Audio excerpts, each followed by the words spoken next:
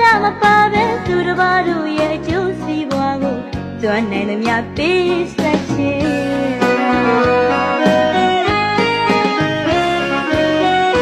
ကိုယ့်ရဲ့ပိုင်ဆိုင်ရာပစ္စည်းဥစ္စာချိန်နဲ့ပညာ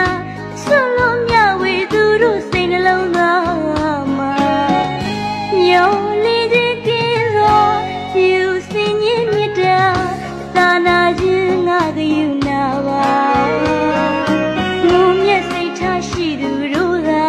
တကယ်မွန်မြတ်တဲ့အလုပ်ကိုလုံနိုင်တာပရာဟိတပါ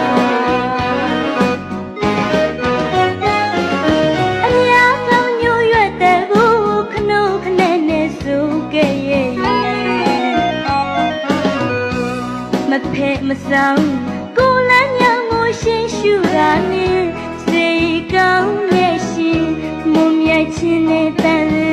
ပရာဟိတခီ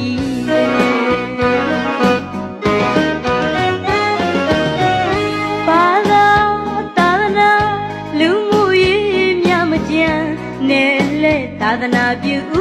သူသနာဆရာတော်အရှင်ပရာဟိတဥဆောင်ငါပင်တရားတကာညီညွတ်လက်တွဲကြိုးစားထမ်းရွယ်သစ္စာဓမ္မစံရည်မြစ်တာရ